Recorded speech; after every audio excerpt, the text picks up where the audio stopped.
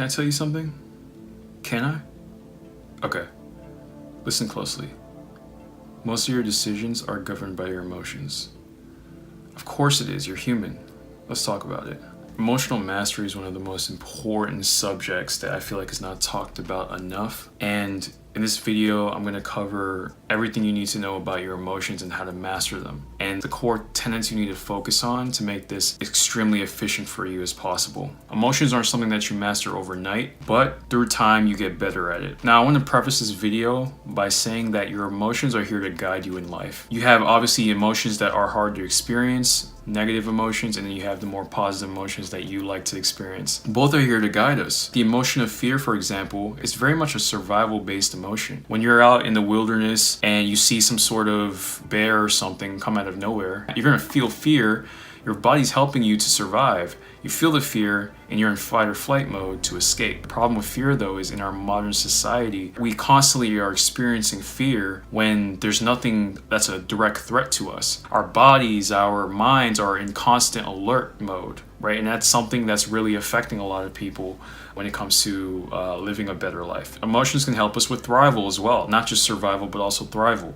Right? When we want to thrive and we want to have a better life, we experience higher vibration emotions in order to be in the right state to attract whatever we want or to go towards the things we want. So our emotions can either be a hindrance to us or it can help us. And in this video, I'm going to break down ways for you to make sure that your emotions are helping you more so than hurting you. First, let's start with what happens when you don't have emotional mastery. You end up reliving the same situations. The same problems that you have in life continue to occur because you're feeling the same emotions, which are linked to the same thoughts, which are linked to the same actions, right? So you start reliving the same situations, you keep getting the same results that you don't want. Also, when you don't work on emotional mastery, you can develop damaged relationships. Maybe your relationships can have just poor communication because either party isn't aware of the opposing party's current emotional states. If you're not aware of how you come across, then when you communicate, you can come off very aggressive, you can come off unconfident, you can come off aloof.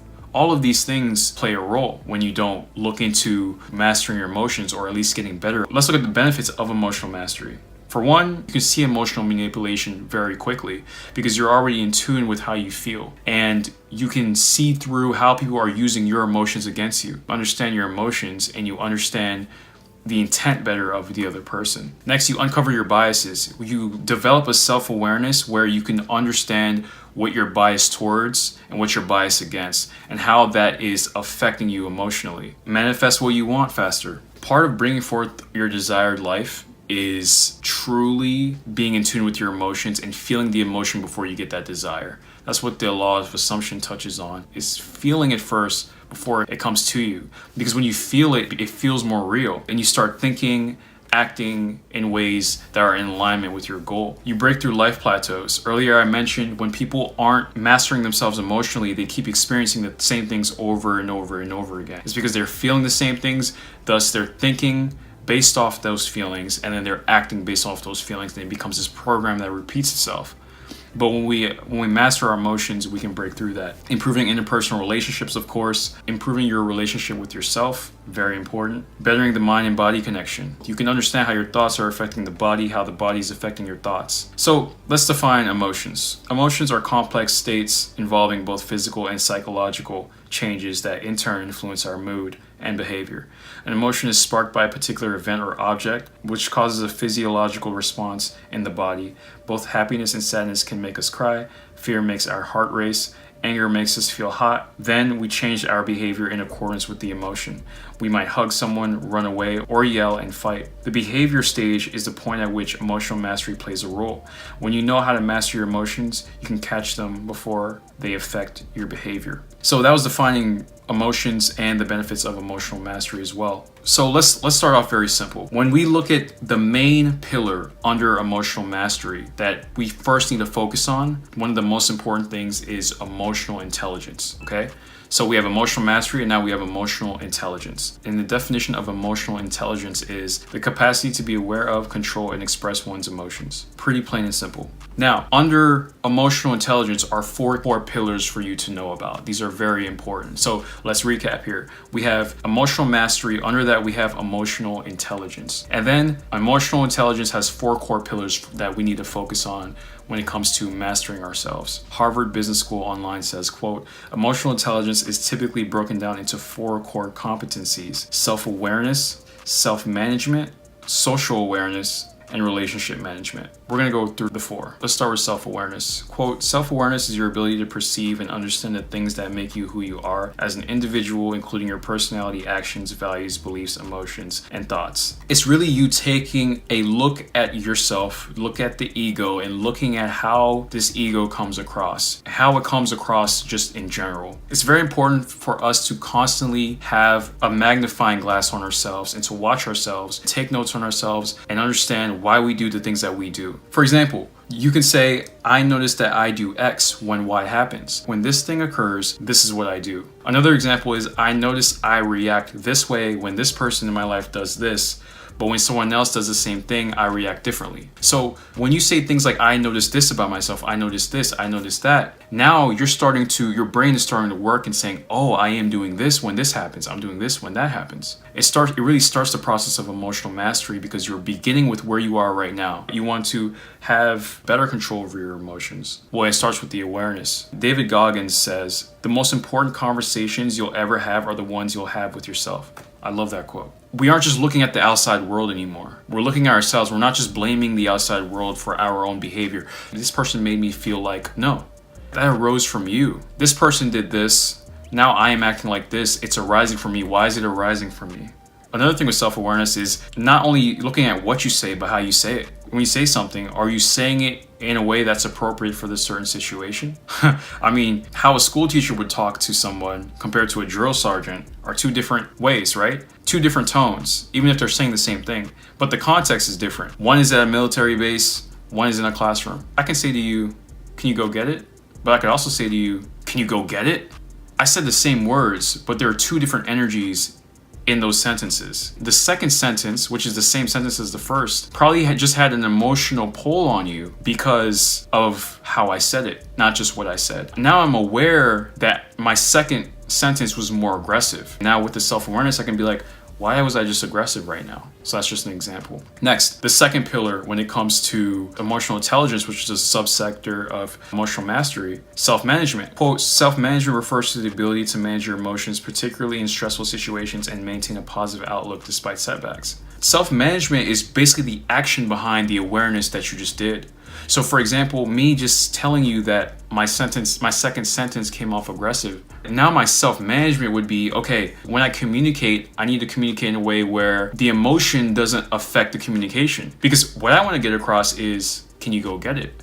But what I'm getting across is, I'm angry at you, can you go get it? So now I need to regulate myself. So there are techniques that we'll have later in this video that you can apply for self-management that will really help with that. With self-management, it's you taking the action towards which you've just been privy to, which is the self-awareness. Next, social awareness. Social awareness describes your ability to recognize others' emotions and the dynamics in play. Social awareness is very important because us as humans, we're social creatures. We interact with each other constantly, whether it's a stranger, a friend, a family member. So when we're able to develop keen emotional intelligence, we're able to speak to people well, and we're able to read the room, and we're able to make connections, make friends, and it can even help with your career. Right? A lot of employers really value high emotional intelligence, and one of those pillars there is social awareness. So things like reading social cues. When you're speaking to someone on a new subject, they're starting to dart their eyes a bit the other direction. It means you're losing their focus. Maybe it's a subject they don't care about. And depending on the situation, maybe you want to start talking about something they care about. And then from there, they're really interested in the conversation again. Quick tip. If you want to start talking about something people care about, just talk about them. Trust me, it's going to work. Another thing with social awareness is how you feel in social interactions. How are you feeling when you're around other people? How are you feeling when you're at a party? How are you feeling when you're at a stadium concert or something? How are you feeling when you're in a car with just your closest friends, right? Be aware of the social elements of your emotions. And then there's relationship management. How are your emotions affecting your relationships, either positively or negatively? How are you improving your relationships by being aware of how you come across? And this also touches again on communication. Are you communicating communicating clearly in a way the other person can understand? Are you understanding where they're coming from? Also, when they're giving you feedback on things, how are you reacting? Do you get angry? Do you get defensive? In my teenage years, a big thing that I had to work on was not getting so defensive when people would give me feedback of some kind, right? Especially based on my behavior. I would get defensive. My ego would get in the way. I had to work on that. And now there's a difference between speaking from your heart, right? And having conviction behind your voice and just using your emotions and being unconscious about how your emotions are. A big thing with relationship management is understanding where you're coming from and where the other person is coming from.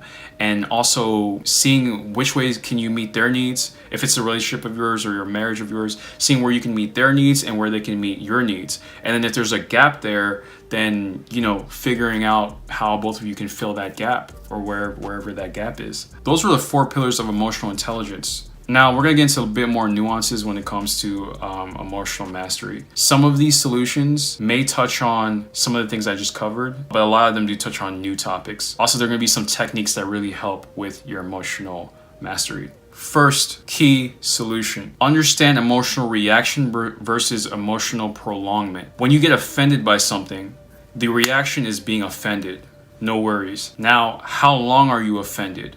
In my other video, Emotional Addictions, I talked about brooding, where people just stay on the same topic, keep talking about it, keep feeling it, and they keep reliving it. Is that what you're doing? That's what prolongment is. It's basically brooding over something. And you're staying on that vibration, you're staying at that frequency of being upset. Just because you react doesn't mean you have to stay in that reaction.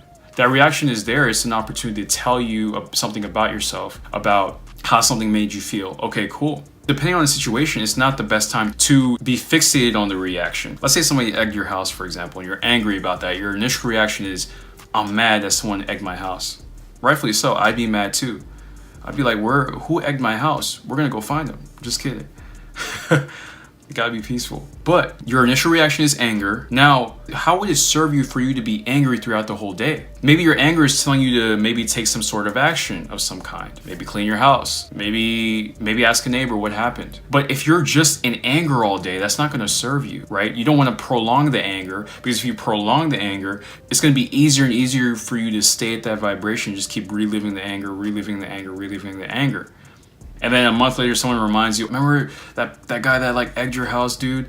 And you're gonna be like, oh yeah, I remember that. That really pissed me off, And then you relive the same feeling that you had that day, right? Because you prolonged it. The body took it so seriously then. It's very important that we analyze our emotions before we get consumed by it. We want to be curious about our emotions. Why am I feeling this way? Where am I feeling it in my body? Someone did this. Why am I feeling like that? Be curious. Be almost like a detective, like Sherlock Holmes or something. I think body awareness really helps with your ability to not let the emotion prolong. When you do this, you start coming out of the ego character and you start just watching yourself. You start watching the body. You start watching the mind.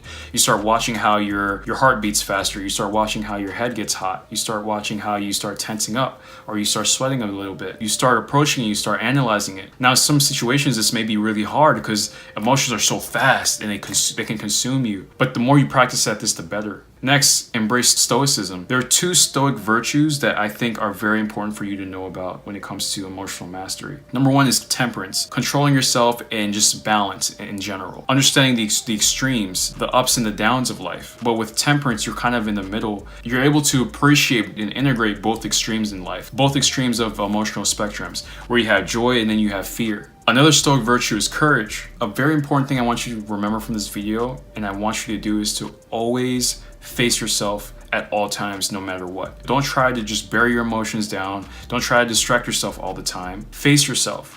And I understand when certain situations occur, maybe distracting yourself a little bit helps. Maybe as like a defense mechanism. It could kind of help for the time being, but that's just for the time being. You distract yourself with maybe social media, you distract yourself with a show that you like, cool. But then it's time to face yourself. You face yourself, and then things get better. And that's where the courage comes in. You have to have the courage to face yourself. It's a very important stoic virtue. And I think stoicism is a very important aspect of emotional mastery, because we have to have the ability to endure the emotion. Because if it just consumes us, then there's no mastery, right?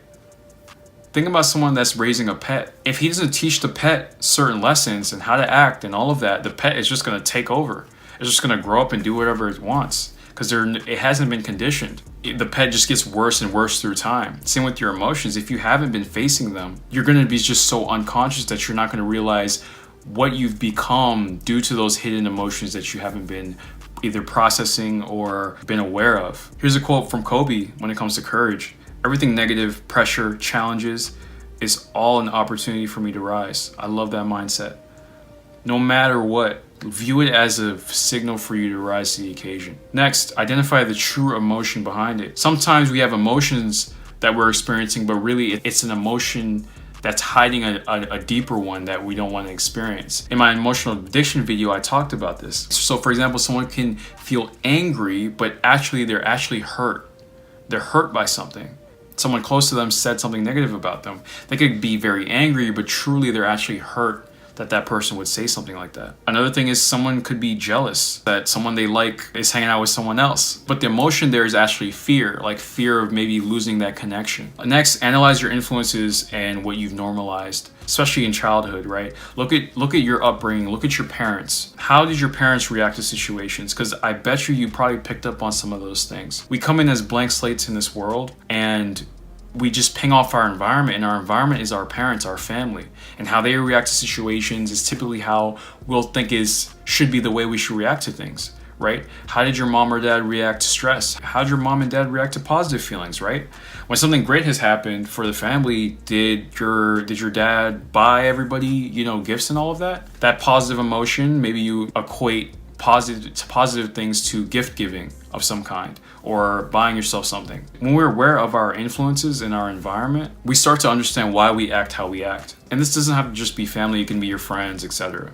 Now let's get into techniques that help with emotional mastery, but also just emotional balance. Number one, there are a lot of yoga poses out there that really help with emotional balance. I'm actually going to leave a link in the description box to some yoga poses that you can practice for this. You can check that out after you finish this video. Here's a quote on yoga. Quote, even subconscious emotions can take on a physical form and have physical symptoms, like how you hang your head when you feel ashamed, or you open your chest and throw up your arms when you feel happy or excited.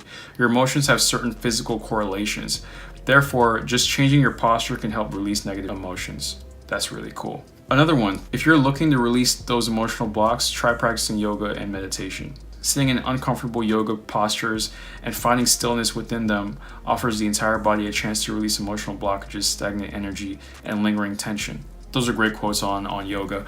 When it comes to meditation, I could definitely recommend body scan meditation. It's very simple. You just lay down, you close your eyes, and you envision a horizontal laser just scanning your body up and down, and you focus on that laser. Where you're maybe feeling a lot of anxiety one day, you can really do these techniques and it'll really help you out. And when you're consistent with it, it makes major changes. Another technique I like is diaphragmatic breathing. This is just breathing through your diaphragm. It really helps you breathe nice and deeper. Basically, you're breathing through your stomach rather than your chest. It's a pretty simple technique and it really helps. I like it. Understand that you're not the mind or body.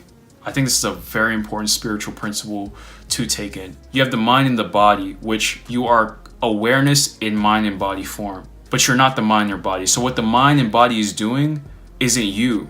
The emotions are not you. You're experiencing the emotions. The thoughts, they're not you. You're experiencing the thoughts. You can't control 100% of the thoughts you're experiencing, but you can manage them. You can reframe them. You can watch them as the witness. Your body, you can feel your emotions and not identify with them. Think of it like a roller coaster. You're on the roller coaster riding the roller coaster, the emotion. The emotion is the roller coaster. You're not the roller coaster. You're the rider on the roller coaster. So you're experiencing the emotion, a lot of twists and turns, ups and downs as it goes. Sometimes your emotions are very fast and aggressive.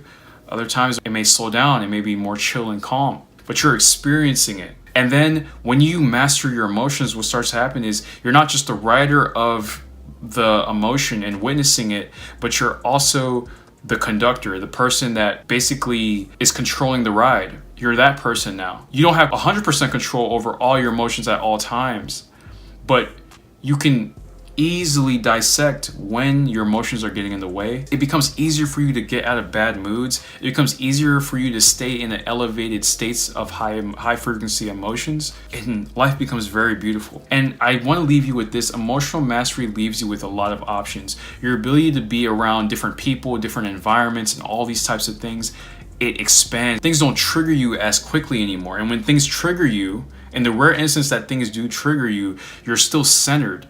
You can manage it, you can reframe it, you can watch it, because you've mastered your emotions. You can face your emotions too when life gets difficult. You can face it head on. You can adapt to almost anything. Your environment, you can be anywhere. You almost become like a raven. Ravens can live in practically any climate. They're amazing birds. They're very powerful. They're one of my favorite birds. Here's actually a quote I want to leave you with when it comes to why I just made that comparison to a raven. Quote, evolutionary speaking, the deck is stacked in the raven's favor. They can live in a variety of habitats, from snow to desert to mountains to forests. They are scavengers with a varied diet that includes fish, meat, seeds, fruit, carrion, and even garbage. I don't want you to get lost in what the raven does. That's not the point of this quote. I want you to look at how adaptable the raven is, because it has so much control over what it can do, because it has so much control over itself, right? It's very intelligent. It can be here, it can be there, it can eat this, it can eat that. Going back to emotions, when we're able to master them, we can be around more different types of people. We can go after our goals more. There's less fear when we try new things. There's less neurotic thoughts that go, right? And even when the neurotic thoughts happen, we watch it, because we've mastered our emotions. So now you're living a life of expansion rather than retraction. You're more expansive. Environmentally speaking, you can be anywhere. There's no social anxiety at the party. There's no anxiety talking to the girl or guy you're interested in. There's no issue communicating with others. None of that's happening.